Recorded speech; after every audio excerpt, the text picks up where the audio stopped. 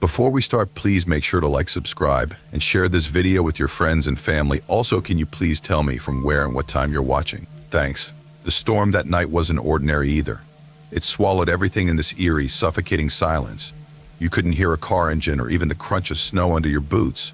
Just the howling of the wind, which sounded way too much like it was alive. Everything about that night screamed, stay home. But of course we didn't, because we were 17. 17 is a weird age when you think you're invincible, or at least too smart or too tough for anything to really get to you. That's how it started. A stupid dare, because that's what kids do when they're bored and full of themselves. It was Cassie who brought it up first. She had this way of spinning stories that always got under your skin. That night, while we were all huddled under the overhang at Mike's gas station, stomping our feet to keep warm, she pointed toward the end of the street. You see the old Harwick house? The one nobody ever goes near. Her breath came out in these sharp little clouds, her face half covered by her scarf, but you could see the glint in her eyes. Danny didn't even look up from his phone. Yeah, so, it's just some busted old house. Cassie rolled her eyes dramatically. Not just some house. Last week when I was walking home, I swear I saw lights flickering in there. And don't tell me it was just car headlights. There's no road back there. At that, Danny finally looked up. You're full of it, Cass. Am not. She shot back. Bet you wouldn't last 10 minutes in there. And that was all it took. Danny straightened up, trying to look tough. Make it 20. I laughed nervously, hoping they'd let it drop. Come on, you guys. It's freezing. Can't we do something that doesn't involve frostbite? But Cassie wasn't about to back down. She started marching toward the house, her boots crunching over the ice-crusted snow, and Danny followed, still smirking like this was all some big joke. I hesitated, standing there in the swirling snow, half tempted to just let them go without me. But then Cassie called over her shoulder. What's wrong, Leah? Scared. And that was it. My pride dragged me along, even though every nerve in my body was screaming to turn around. The Harwick house wasn't just run down. It was like something out of a nightmare. The roof sagged under years of snow and neglect. The windows were jagged, empty, like hollow eyes staring at us through the storm. Even the trees around it looked unnatural, their bare branches tangled and clawing at the sky. Cassie reached the porch first, brushing snow off her gloves like she owned the place. Still think it's just a story? She asked, flashing that infuriating grin. Let's get this over with, I mumbled, pulling my scarf tighter around my face. Danny stepped up, grinning as he shoved the creaking door open. Ladies first, he said, motioning us inside like he was some kind of gentleman. The inside was worse than I'd imagined. The air hit me like a wall, stale, damp, and icy, with this faint, sickly smell of mildew and something else I couldn't place. Snow had blown in through the shattered windows, covering the warped floorboards in a thin, glittering layer. Every step we took made the whole house groan like it was alive and unhappy about our presence. Danny's flashlight beam sliced through the darkness, illuminating bits and pieces of the wreckage. A broken chair here. A door hanging crooked on its hinges there. See? Totally harmless, he said, his voice bouncing around the empty rooms. But then we heard it. At first I thought it was just the storm. This soft, rhythmic tapping, like branches brushing against a window. But it wasn't coming from outside. It was inside, somewhere deeper in the house. Faint but steady, like fingers drumming on wood. Cassie stopped in her tracks, her head cocked to one side. You hear that? Danny snorted, but it was a nervous sound. It's just the wind. Don't freak out. The tapping grew louder, clearer, leading us down the hallway to a door that looked older than the rest of the house. Its surface was scarred and splintered, like something or someone had been clawing at it. My stomach twisted as I stared at it, every instinct screaming, don't open that door. But Cassie wasn't listening. She gave me this look, half daring, half amused. You scared, Leah? Before I could answer, Danny reached out and grabbed the handle, pushing the door open with this overdramatic flourish. There. Big scary door, no problem.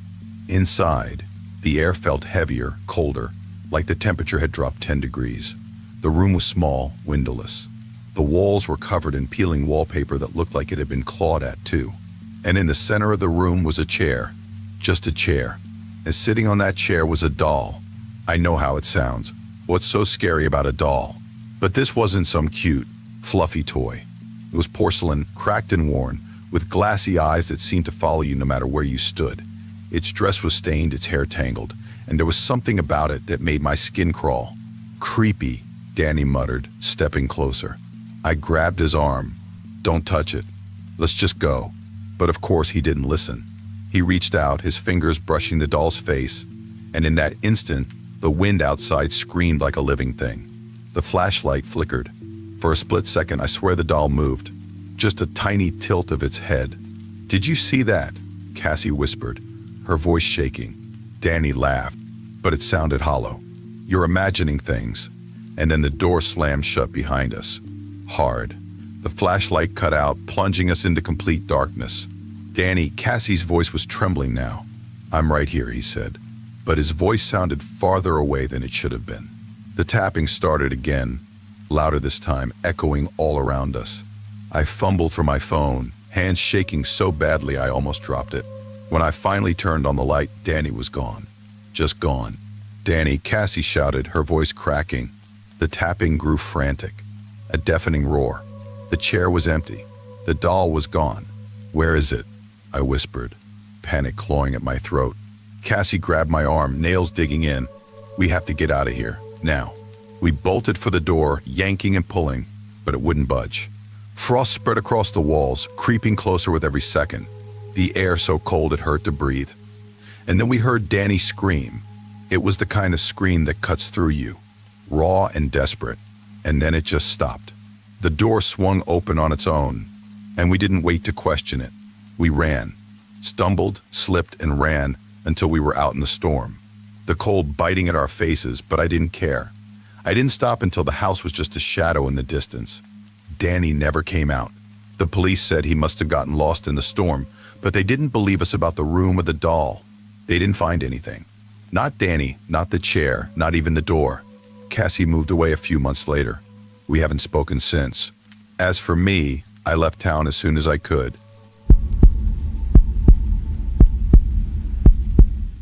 You know, I used to think snowstorms were magical. There's just something about the way snow falls, blanketing everything in white and softening the world. But after that Christmas, snowstorms don't feel magical anymore. They feel heavy, like they're hiding something. I can't look at snow without remembering that night. It happened a few years ago, back when I thought renting a cabin in the mountains would be the perfect way to spend the holidays. My son, Ethan, was 10 at the time. I wanted us to have a quiet Christmas together, away from everything. The past year hadn't been easy for either of us. We just moved to a new city. I was adjusting to life as a single mom. I thought the trip would be a fresh start, a chance to make some good memories. The cabin wasn't much to look at. It was small, just a single-story box with a fireplace, some outdated furniture, and a narrow attic hatch in the hallway ceiling. Still, it had a certain charm. Wood-paneled walls, a cozy little kitchen, and big windows that looked out onto the forest. I pictured you as baking cookies, playing board games by the fire, and watching the snow fall outside. But by the time Christmas Eve rolled around, my idyllic little plan was already starting to unravel. The storm hit just after dinner. 1 minute the sky was clear, the trees standing still and silent. The next, the wind roared to life, rattling the cabin and flinging snow at the windows. It came on fast, too fast. The sound of it was deafening, like 1,000 voices screaming all at once. Wow. Ethan pressed his nose to the glass. Do you think Santa can still come in weather like this? Of course, I tried to sound confident. Santa's tough. A little snow doesn't scare him. He smiled, but I could tell he wasn't convinced. Honestly, neither was I. We spent the evening by the fireplace, trying to tune out the storm. I read aloud from an old book one brought. Ethan curled up next to me, his head resting on my lap. For a little while, it felt like we'd found the peace I'd been hoping for. The fire crackled. The storm outside seemed like it was a world away. Then the scratching started. At first, it was so faint I thought I imagined it. A light scrape, scrape, scrape, barely audible over the wind. But it came again, louder this time. My stomach sank. I told myself it was just a branch brushing against the roof. That made sense, right?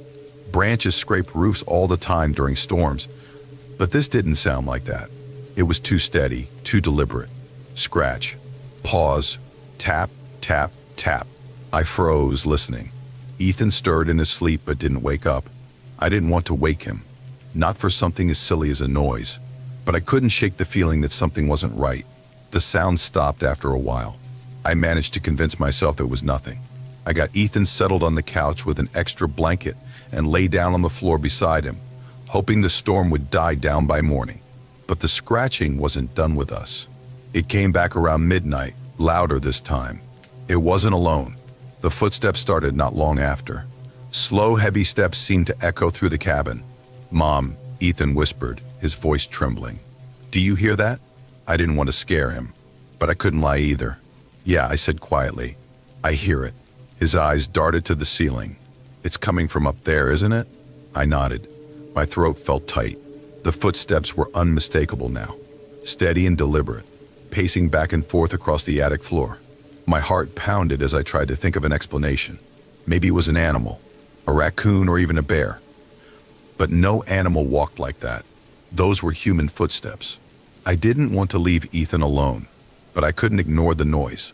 Grabbing the flashlight from the kitchen drawer, I climbed the narrow ladder to the attic. The hatch creaked open. Icy air rushed down to meet me. I hesitated. The flashlight trembled in my hand. The attic was just as cold and dark as you'd expect, the air thick with dust and the faint smell of mildew. Old furniture and cardboard boxes were piled haphazardly against the walls, their shadows stretching long and eerie in the flashlight's beam. At first I didn't see anything, but then I noticed them. Footprints in the dust, leading to the far wall. They weren't animal tracks. They were human. Bare footprints, long and narrow, pressed deep into the dust. My stomach twisted, but I forced myself to follow the tracks. They ended at a broken window, where snow had blown in, piling up in drifts along the floor. Outside, the storm raged on, a swirling void of white. I shut the window and backed away, heart hammering in my chest. When I climbed back down, Ethan was awake, his face pale, his eyes wide. "Did you see him?" he asked. "See who?" I managed to say. "The man," he whispered. "The one in the attic." I wanted to tell him he was imagining things, but the fear in his eyes stopped me. He wasn't imagining anything. The rest of the night passed in a blur of fear and exhaustion. I stayed by the fire, clutching the iron poker like it was the only thing keeping us safe. The footsteps didn't come back, but I couldn't shake the feeling that we were being watched. By morning, the storm had buried the cabin in snow, cutting us off completely. The silence was deafening. Ethan barely said a word as we ate breakfast, his eyes darting to the ceiling every time the wood creaked. I decided to check the attic one last time, just to be sure. The footprints were gone. The window was still shut tight. The snow on the floor was undisturbed.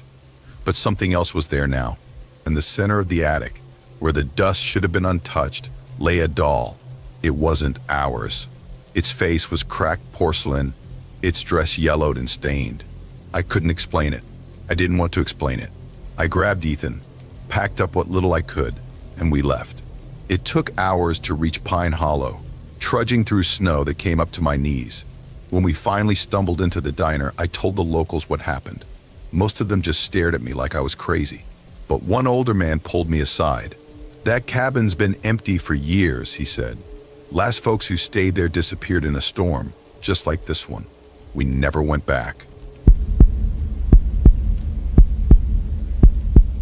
You know those storms that come out of nowhere and make everything feel off kilter?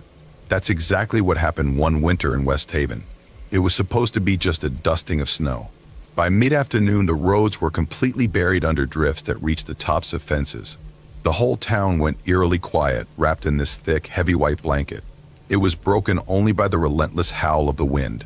It was the kind of storm that makes you want to stay indoors and pretend the outside world doesn't exist. But apparently the storm wasn't enough to stop the town's big event, the Winter Solstice Festival. Good old Mayor Simmons had gone on record saying, "A little snow never hurt anyone. It's better than sitting at home twiddling our thumbs." Classic Simmons. The guy could turn even the worst situations into a pep rally. This time he decided the festival would go on as planned at Larkwood Manor of all places. Yeah, that Larkwood Manor. Now, I've been roped into helping with the event, mostly because I have a soft spot for overcommitting myself. I'd spent the past week helping set up decorations, moving tables, and trying to ignore the way the old house seemed to creak and groan like it had secrets it didn't want to share. The place was ancient. It had big stone walls, drafty windows, and corridors that seemed to stretch forever. It used to be a boarding school for girls, but it shut down decades ago, after a string of mysterious incidents. No one in town liked to talk about it. That should have been my first clue. By the time I arrived that evening, lantern in hand, the snow was coming down so hard I could barely see my own boots. The wind stung my face. Every step felt like wading through quicksand. When I finally reached the gates, massive iron things half covered in frost, the sight of the manor made me pause. Its windows glowed faintly, warm and inviting, but only if you squinted. Otherwise, the place still looked exactly like what it was. A towering, shadowy beast of a building with a past no one liked to discuss. I pushed open the gates, which screeched like something out of a horror movie, and trudged up the path. The ballroom was already buzzing by the time I made it inside. Families crowded near the massive fireplace. Kids zipped between tables piled high with cookies and cider. A string quartet played holiday music in the corner. The grand fir tree in the center of the room was a sight to behold. It nearly touched the vaulted ceiling and was decked out in glittering ribbons and lights. For a moment, I felt a flicker of relief. Maybe Simmons had been right. Maybe this would be fun. But that feeling didn't last long. The storm outside picked up. The wind slammed against the windows, rattling the shutters so violently that people kept glancing over. Their conversations grew quieter. Then the lights flickered once, twice, and just like that, total darkness. Gasps filled the room. Kids clung to their parents. Someone started lighting candles. Soon the space was bathed in this soft, flickering glow. It should have felt cozy, but it didn't. The shadows seemed sharper, stretching into shapes that didn't quite make sense. I was standing near the tree, talking to one of the caterers, when I saw her. A girl, maybe 9 or 10, stood just outside the candlelight. She was wearing a pale blue dress, the kind that looked like it belonged in an old black and white photo. Her blonde hair hung in damp waves around her face. She wasn't playing with the other kids. She wasn't talking to anyone. She just stood there, staring straight at me with these pale gray eyes that seemed almost empty. "Hey," I called out. "Are you lost?" She didn't answer right away.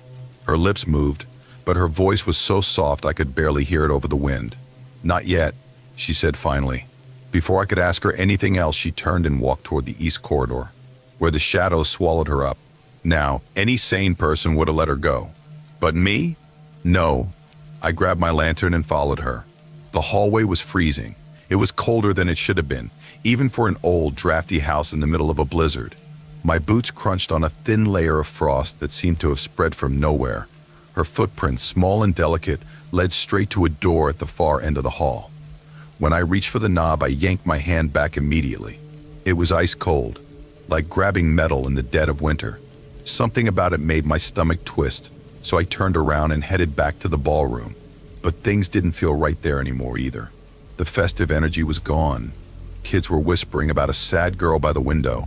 Their parents, though they laughed it off, were clearly on edge. Then the sound started. At first, I thought it was just the wind, a high-pitched wailing that rose and fell. As I moved closer to the edge of the room, I realized it wasn't coming from outside. It was coming from the east corridor. I knew I should have ignored it, but something about that sound, the way it tugged at me, low and insistent, made it impossible to walk away. So I grabbed my lantern and went back. This time, the door at the end of the hall was cracked open. A cold draft seeped through the gap. I pushed it open slowly. Inside was a small, dim room. Snow swirled through a broken window, piling on the wooden floor. In the center of it all was the girl, kneeling with her head buried in her arms. Her dress was soaked, clinging to her small frame like it had frozen there. "Hey," I said gently. "Are you okay? Where are your parents?" She lifted her head, and her eyes, those pale, glassy eyes, locked onto mine. "They won't let me go," she whispered. "Who?" I asked, my voice barely above a whisper. Her gaze darted to the far corner of the room.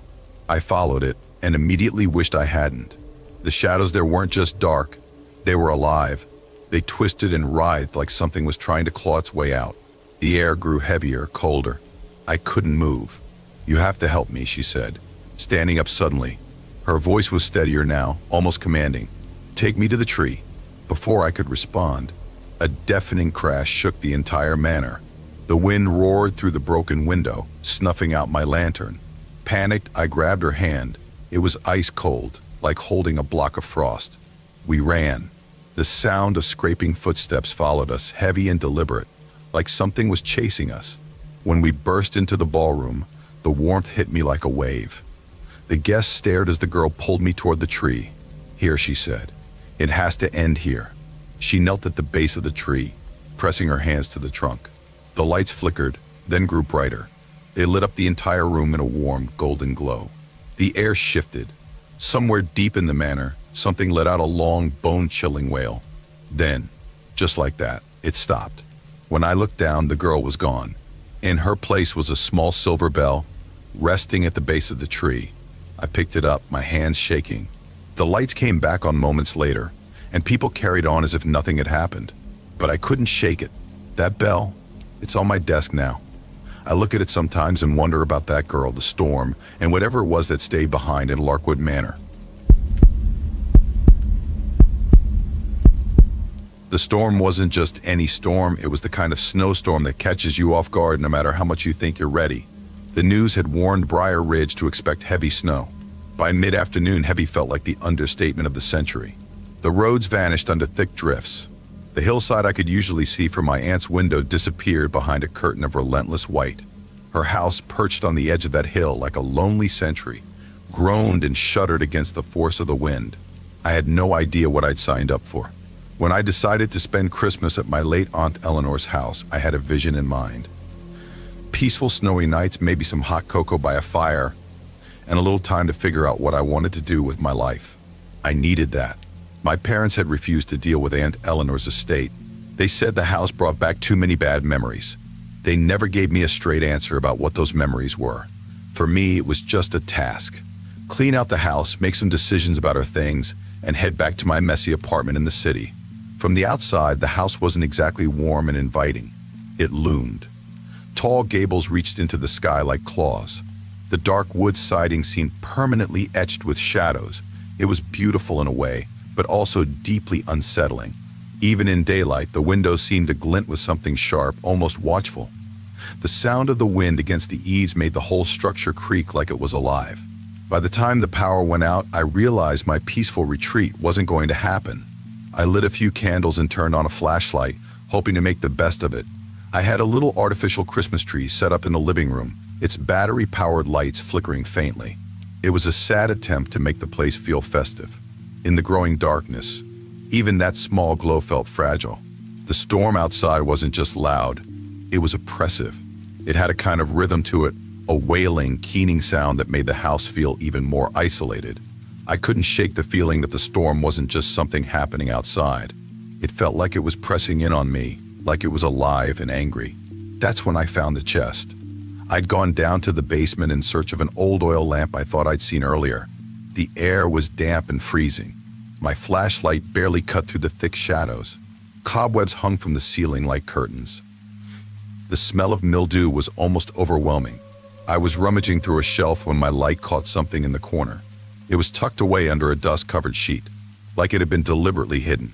The chest wasn't big, maybe the size of a small trunk, but it stood out immediately.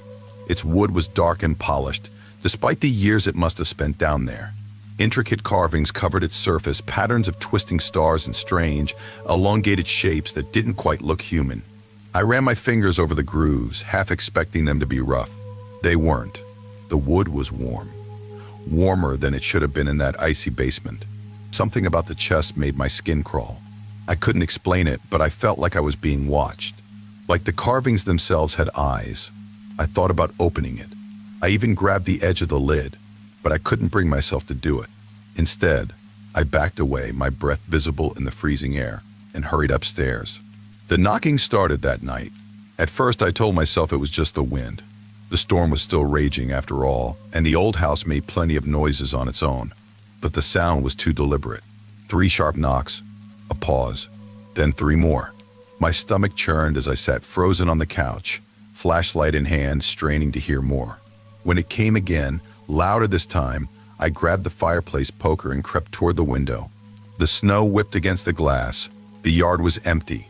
No footprints, no shadows, nothing. And yet the knocking continued. It wasn't coming from the window anymore. It was coming from below. The basement. I tried to ignore it. I really did. But it didn't stop. Each knock was like a hammer against my nerves.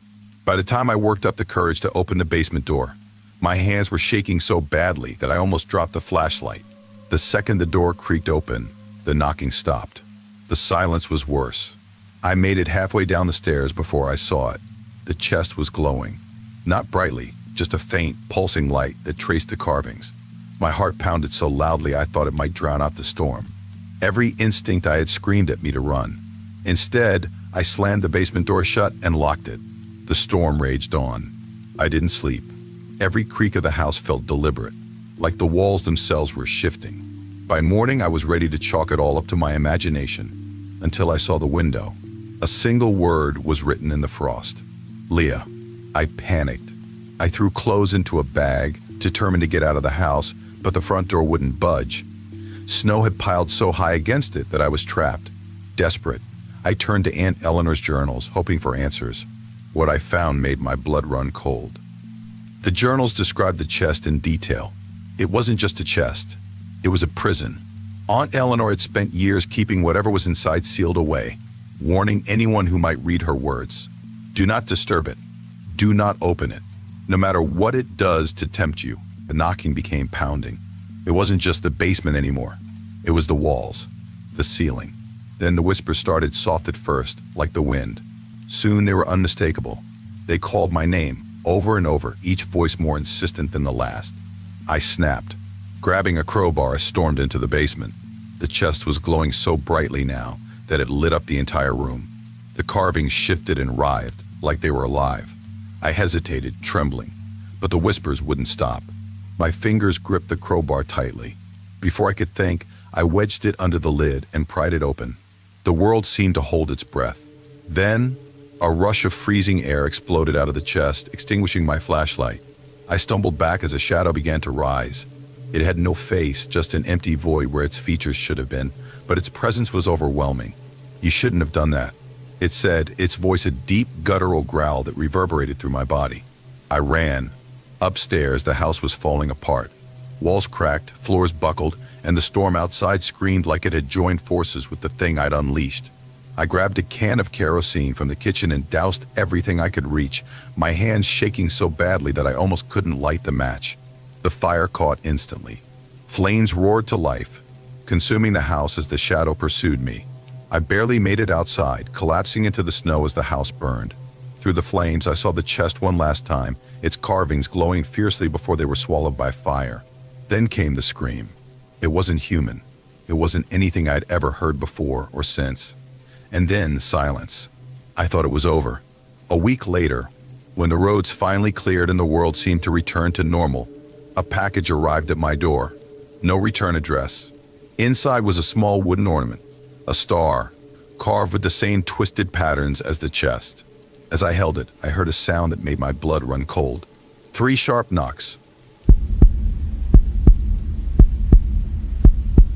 You know, when I first took the night shift at Pine Haven Lodge, I thought it'd be a breeze. The place is practically postcard perfect, tucked up in the mountains with log beams, stone fireplaces, and this kind of cozy charm that makes you feel like you've stepped into a snow globe. Most nights were pretty uneventful. Guests were usually either exhausted from skiing or curled up in their rooms with hot chocolate. My biggest issues? A clogged toilet here, a drunk guy forgetting his room number there. Nothing wild. But then there was that night. I'll never forget it. The snowstorm had been raging since morning, a real monster. You know, the kind where the snow comes down so heavy you can barely see 5 feet in front of you. By the time my shift started, the whole lodge was practically sealed off from the rest of the world. The plows hadn't come through, and the snow was piled up so high against the doors it felt like we were buried alive. I remember thinking, well, at least it's going to be quiet tonight. Famous last words, right? I got in around 10, settled behind the front desk with a steaming cup of coffee, and watched as the lobby slowly emptied out. Most guests had already retreated to their rooms. The ones who stayed behind were chatting by the fire or nursing drinks from the bar. The storm rattled the windows like it was trying to get in. The wind howled so loud it drowned out the soft crackle of the fireplace. I don't know. Maybe I should have found it ominous, but at the time it just felt like one of those long, sleepy nights where nothing much happens. Then, just after midnight, I spotted him. At first, I thought my eyes were playing tricks on me. The snow outside was whipping around so hard it made everything look blurry. But no, there was definitely someone out there, moving toward the lodge. My first thought, who in their right mind would be out in this storm? My second thought, wait, are they even dressed for it? He wasn't. The guy was trudging through the snow in just a hoodie and jeans, like he'd left his coat behind in some rush to get here. As he got closer, I saw he was carrying something. At first, I thought it was a piece of luggage or maybe even a shovel. But no, it was a shotgun. I froze. My stomach dropped like I just stepped off a cliff. For a second, I thought about ducking behind the desk and pretending I hadn't seen him. But it was too late. He was already at the glass doors, raising the butt of the gun and smashing it against the glass. The first hit sent a web of cracks spiraling across the surface. The second hit, it was loud enough to make me jump. "Open the door," he yelled. His voice was muffled by the storm. I don't know how I managed to move, but somehow, I hit the button to lock the doors. My hands were shaking so bad I almost dropped the phone as I reached for it. Dialing 911 felt like the only logical thing to do, but as soon as I heard the operator's voice, I froze. The storm, the roads, the fact that the closest sheriff's station was an hour away even in good weather. Help wasn't coming anytime soon. Then he hit the glass again, harder this time. I could see his breath fogging up the cracked glass, his hands trembling as he gripped the shotgun. I said, "Open the damn door." His voice was raw, almost desperate. Before I could even think about what to do next, one of the guests, a tall guy in a bright red ski jacket, came up behind me. "What's going on?" he asked, rubbing his eyes like he'd just woken up. I motioned for him to stay back, but it was too late. He saw the man outside and went pale. "Holy, is that guy armed?" "Go back to your room," I whispered, trying to keep my voice steady. "Lock the door and don't come out." He looked like he wanted to argue, but before he could say anything, the man outside fired. The sound was deafening. Glass shattered everywhere, raining down in sharp, glittering pieces. Guests who had been lingering by the fireplace screamed and dove for cover, disappearing behind couches and tables. I ducked behind the desk, my heart pounding so loud I could feel it in my ears. When I peeked over the counter, the guy was inside. Snow clung to his hoodie and jeans, melting into puddles on the polished wood floor. He was pacing now, his boots crunching on the shards of glass, as he waved the shotgun around. "Nobody move," he shouted. "I'm not here to hurt anyone. I just need a way out of here. A car, a snowmobile, something." His voice cracked on the last word. For a moment he just stood there, breathing heavily. I don't know why I said it, but the words came out before I could stop them. "You're not going anywhere in this storm." His head snapped toward me. For a second he just stared, his bloodshot eyes narrowing like he was trying to decide whether or not to shoot me. Then, to my surprise, he laughed. It wasn't a normal laugh, though. It was this dry, bitter sound that made the hair on the back of my neck stand up. "Of course," he muttered, shaking his head. "Of course it had to be tonight." For the next few minutes he kept pacing, alternating between muttering to himself and shouting at us to stay still. I couldn't move. My legs felt like they were cemented to the floor. My brain was racing, trying to come up with something, anything, that might diffuse the situation. Then the lights went out. I'll never forget that moment. The chandeliers above us flickered once, twice, and then everything plunged into darkness except for the faint glow of the fireplace. The guy froze, his head snapping toward the windows as if he expected something to come bursting through them. That's when I saw it, the fire alarm just a few feet away. My pulse was pounding so hard I thought it might give me away, but I started inching toward it anyway. My fingers had just brushed the lever when his voice cut through the dark. "What the hell are you doing?" he shouted, turning toward me. I didn't even think. I yanked the lever. The alarm blared, this high-pitched, ear-splitting sound that echoed through the lodge like a scream. He flinched. In that split second, one of the braver guests, a guy I recognized from earlier, tackled him from behind. The shotgun hit the floor with a loud clatter, skidding across the lobby.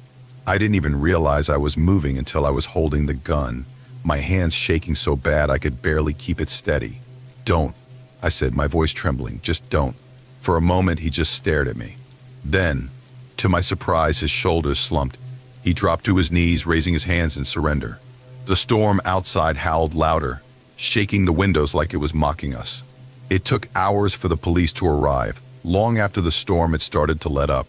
They found him sitting there, head bowed, like all the fight had drained out of him. When they took him away, I handed over the shotgun with numb hands, feeling like I was in some kind of dream, or a nightmare, more like it. And that night still haunts me. I can't stop wondering what pushed him to that point. What could have been so bad that he ended up in that storm, carrying a gun? But more than anything, I wonder if there's ever really a place where we're truly safe. Because that night, Pine Haven didn't feel safe. Not at all. The night the snowstorm hit is a night I'll never forget. It started so ordinary, almost cozy in a way.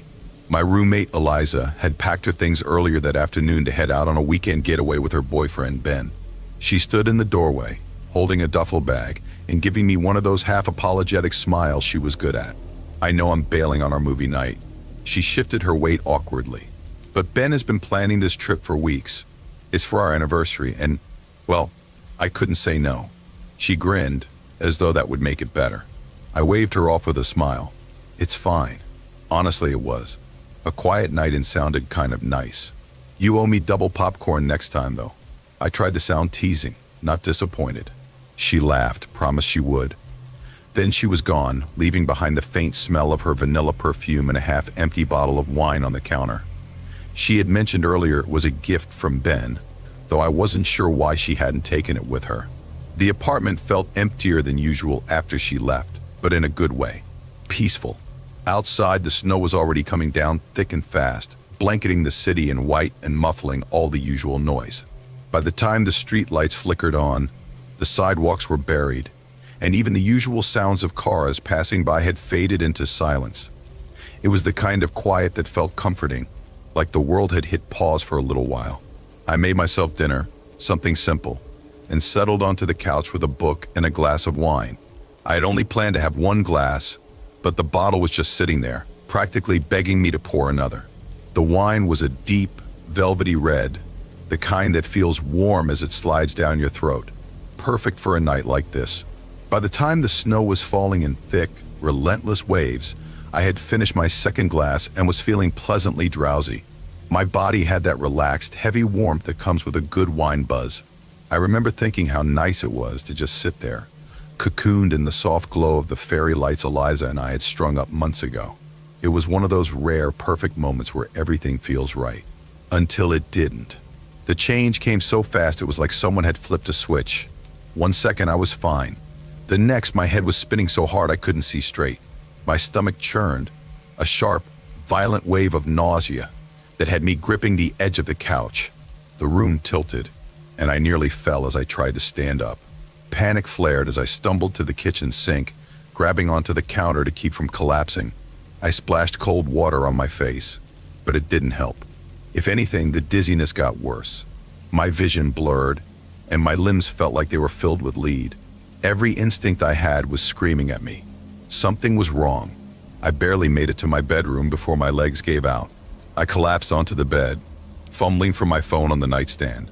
My fingers felt clumsy, like they didn't belong to me, and I couldn't get the screen to unlock. My thoughts were growing sluggish, slipping through my mind like water through a sieve. I don't know how long I lay there, sinking into the mattress as darkness closed in. It felt like hours, but it could have been minutes. All I know is that when I finally woke up, it wasn't the storm outside that startled me. It was the sound of voices, faint, muffled voices, just outside my bedroom door. At first, I thought I was imagining things. The fog in my brain was still heavy, and the sound seemed distant, almost unreal. But as I lay there holding my breath, the words became clearer. "She's out," a man's voice said. "Ben, you're sure?" That was Eliza. Her voice was low, almost nervous. "She drank most of it," Ben replied. His tone was calm, matter-of-fact. Somehow that made it even more terrifying. The wine. They were talking about the wine. My heart started pounding so hard I thought they'd hear it.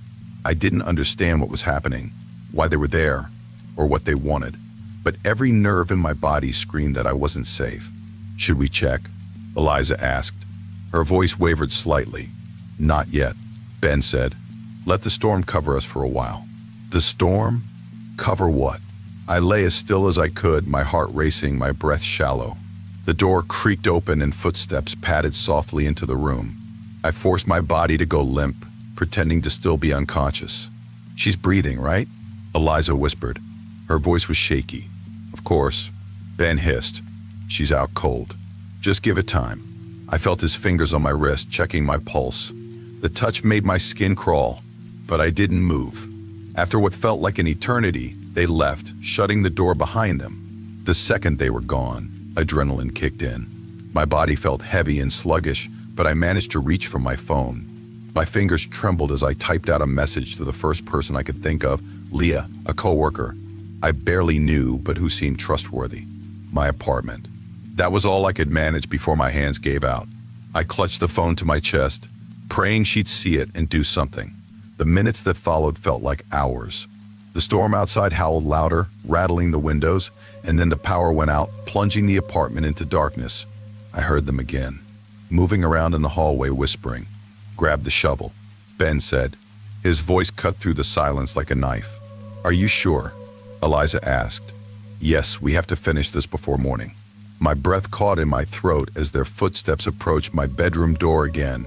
Just as I thought they were about to come in, a loud knock echoed through the apartment. Police. The tension shattered like glass. I bolted upright as the front door burst open, flashlights cutting through the darkness. Ben and Liza froze in the hallway, caught like deer in headlights. The rest of the night was a blur. The cops separated us immediately. They found a small vial in Eliza's coat pocket, something they later identified as a sedative. Tests confirmed traces of it in my system. The next day, I packed up everything I could carry and left the apartment for good. Eliza and Ben disappeared into a storm of police reports and court hearings. To this day, I don't know what their plan was, and I don't want to. The wind was relentless that night, like it had something to prove. Every few seconds, it slammed into the cabin, rattling the windows in their frames with a fury that made me jump every time. Snow piled up outside, higher and higher, until it seemed like the whole cabin might just vanish into the blizzard. If I hadn't known better, I'd have thought we were the last two people left in the world. "This is fine," Maya said. She was stretched out on the sagging old couch like we weren't stuck in a scene straight out of a bad survival movie. She had a half-empty mug of cocoa balanced on her stomach and was absently tapping her fingers against it, as if trying to drown out the sound of the storm. Storms like this always blow over. We're just being dramatic. Maya always had this way of brushing things off, making you feel like you were the one overreacting. It worked on most people. Heck, it worked on me half the time. But not that night. Not with the way my stomach twisted every time the wind screamed, or how the hairs on the back of my neck stood up like I was being watched. I pulled the blanket tighter around me, trying to get comfortable, but the cabin was freezing. "I don't know," I said, staring at the frosted windows. "It feels different. I swear I heard something earlier." "Yeah?" Maya didn't even look up from her phone. Not that it was working. There wasn't any Wi-Fi, and the storm had knocked out the power hours ago. Still, she kept checking it, probably hoping for some kind of miracle. "Like what?" she added after a long pause, sounding bored. I hesitated, feeling a little ridiculous. "Like scratching." It got her attention. She looked up, one eyebrow raised, and for a second, I thought she might laugh. Instead, she let out a dramatic sigh and shook her head. "It's the wind. Or a branch or something. You're freaking yourself out over nothing." Maybe I mumbled, but I didn't believe it. The sound hadn't been random, like the wind clawing at the walls. It had been rhythmic, deliberate. I didn't know how to explain it without sounding like I'd completely lost it. For a while, we just sat there in silence. The only sound was the muffled roar of the storm outside. I kept glancing at the windows, trying to convince myself I wasn't hearing anything. But then it came again. Faint, but clear. Scratch, scratch, scratch. "Maya," I said, my voice barely more than a whisper. She groaned. "What now?" I heard it again. The scratching. This time she rolled her eyes so hard I thought they might get stuck. "It's the wind," she said, dragging the words out like she was talking to a particularly dim child. "Do you want me to go out there and fight it?" I ignored her, my eyes fixed on the back door. The snow was so thick on the glass that I could barely make out the porch, but my gut told me something was out there. I could feel it, even if I couldn't see it. "Maya," I said again, more urgently this time. Her smirk faltered just a little. She sat up, setting her mug on the floor. "All right, fine, you want me to check it out? I'll check it out. But when it turns out to be a squirrel or something, you owe me pizza." She grabbed her phone and switched on the flashlight, the beam cutting through the shadows like a lifeline. I stayed where I was, clutching my blanket like it might actually protect me from whatever was out there. Maya disappeared into the hallway, her footsteps creaking against the old wooden floorboards. For a while, I could hear her moving around, muttering to herself about paranoid people. But then, everything went quiet. Too quiet. "Maya?" I called, my voice shaky. No answer. And then I heard it. A low, deliberate tapping. Not from the back door this time, but from the window right next to me. My breath caught in my throat. I didn't want to look. I really didn't want to look. But of course I did. The flashlight in my hand shook as I turned it toward the window. Nothing. Just the snow, thick and heavy against the glass. I let out a shaky breath, trying to convince myself it was all in my head. But before I could relax, Maya's voice came from the kitchen, low and tense. "Come here. Now." I stumbled to my feet, my heart racing as I followed the sound of her voice. She was standing by the back door, her phone held up like a shield. Her face was pale, her eyes wide and unblinking. "What is it?" I asked, my voice barely more than a whisper. She didn't answer right away. Instead, she pointed to the frosted glass. "Look," she said, her voice cracking. At first, I didn't see it. It was just a smudge, faint and almost lost in the frost. But as I stepped closer, my stomach dropped. It was a handprint, pressed against the outside of the glass. "That's not possible," I said, my voice trembling. "No one could be out there. Not in this." Maya didn't respond. She just stared at the glass like it might shatter if she moved. And then from the living room, we heard it. A crash, loud and sharp, like something heavy had fallen. We both froze. For a moment, neither of us moved, too scared to even breathe. Then Maya grabbed my arm, her nails digging into my skin. "We need to leave. Now." I hesitated, glancing at the front door. "Into the storm. Are you crazy?"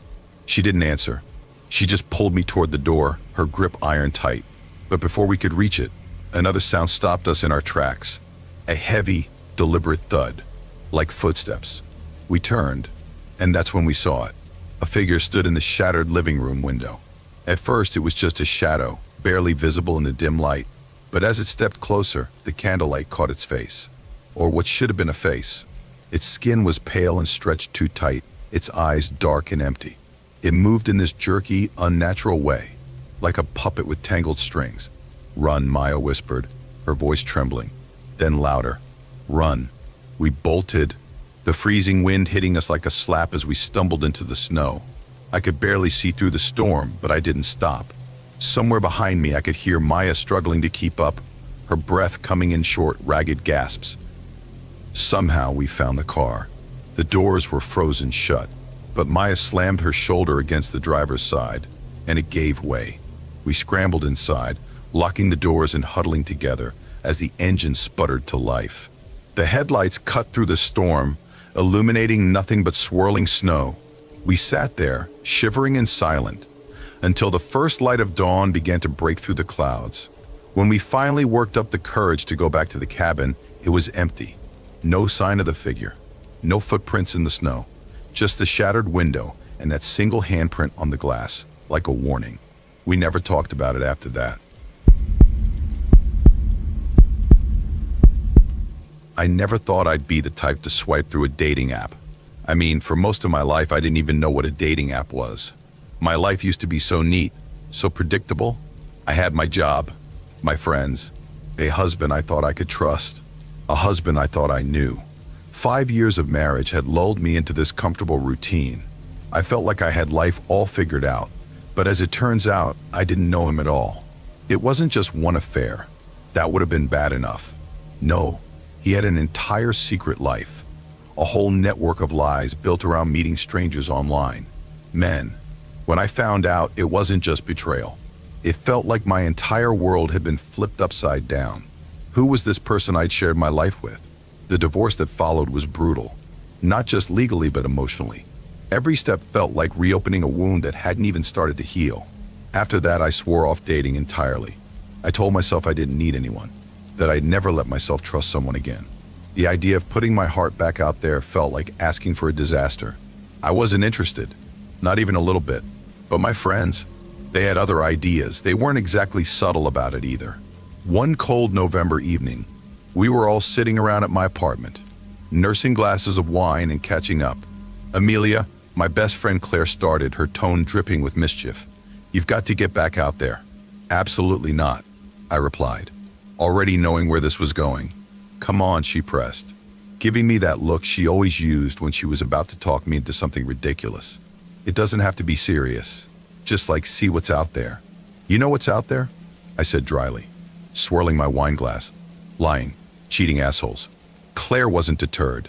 Neither were the others. Before I knew it, they had my phone in their hands, setting up a profile for me on some app I'd never even heard of. "Just trust us," Claire said as she typed, ignoring my protests. "We'll make it amazing." They handed me back my phone like it was a gift I should be thanking them for. I wanted to delete the app immediately, but they'd already taken a ridiculous amount of effort picking the photos and crafting the bio. Against my better judgment, I left it there, unopened, like a ticking time bomb. Weeks passed and I forgot about it, or tried to anyway. But then, the first snowstorm of the season hit. You know the kind that turns the world into a quiet, frozen wonderland while trapping you indoors. The wind was howling, rattling the windows like it was trying to get in. I was curled up on the couch, wrapped in the softest blanket I owned, nursing a mug of tea that was more comforting than it had any right to be. And then, out of pure boredom, I opened the app, just to look. I told myself I wasn't going to actually talk to anyone. Most of the profiles were exactly what I expected. Bad selfies, painfully unoriginal bios, a lot of mentions of adventures and dog dads. I was about to close the app when I saw his profile.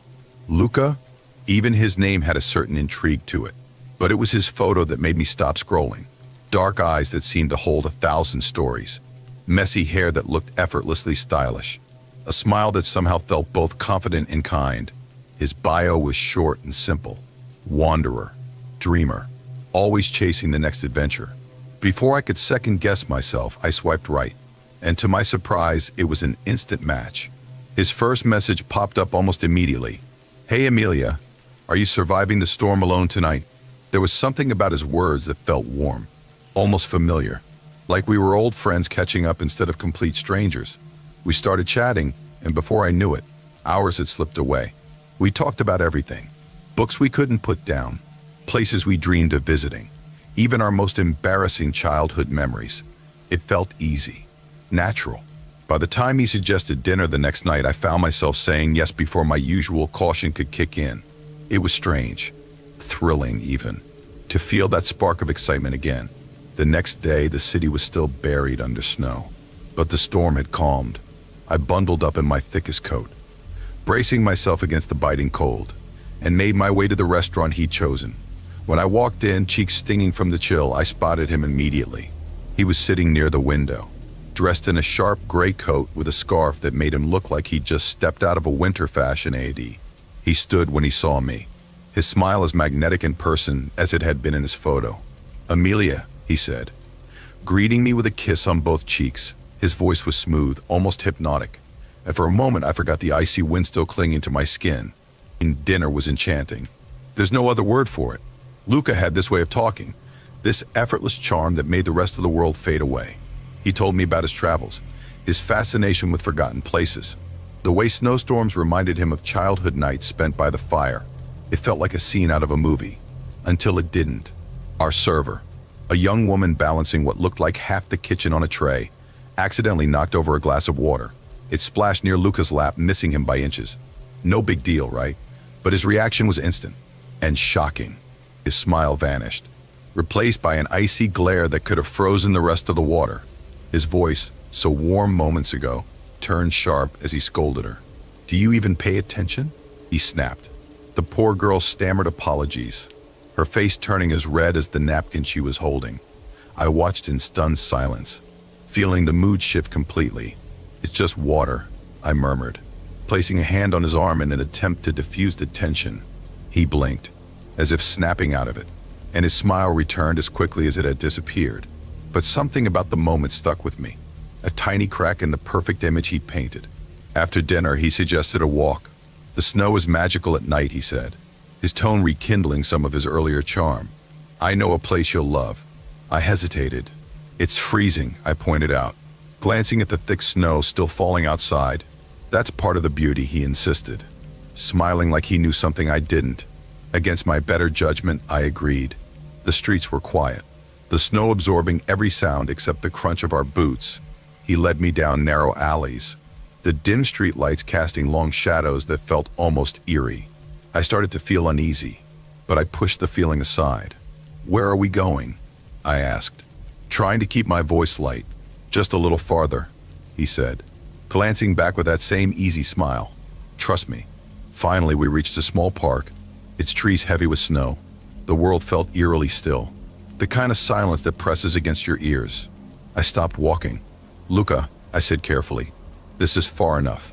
He turned to face me, his smile gone. "Do you know why I picked you, Amelia?" he asked, his voice quieter now, almost too calm. My heart started pounding. "What are you talking about?" His expression darkened. "Some people wear their loneliness like a badge. I could see yours from a mile away." Before I could react, he lunged. Something hard struck my temple, and I crumpled to the ground. The icy snow burned against my skin. Pain exploded in my head, but adrenaline kicked in and I fought back. My hand groped through the snow until I found a chunk of ice. I swung it blindly, hitting him in the face. He stumbled back, cursing. I scrambled to my feet, the world spinning around me. The snowstorm that had seemed peaceful earlier was now a blinding, howling nightmare. I ran, my boots slipping on the icy ground, not daring to look back. When I finally saw headlights cutting through the storm, I ran into the road, waving frantically. The car skidded to a stop. The driver, a middle-aged woman, rolled down her window. "What's wrong?" she asked, her face etched with concern. "Please just drive," I gasped, climbing into the passenger seat. At the police station later, I told them everything. Luca wasn't just some charming stranger. He was a predator, someone they'd been trying to catch for months. This time they got him.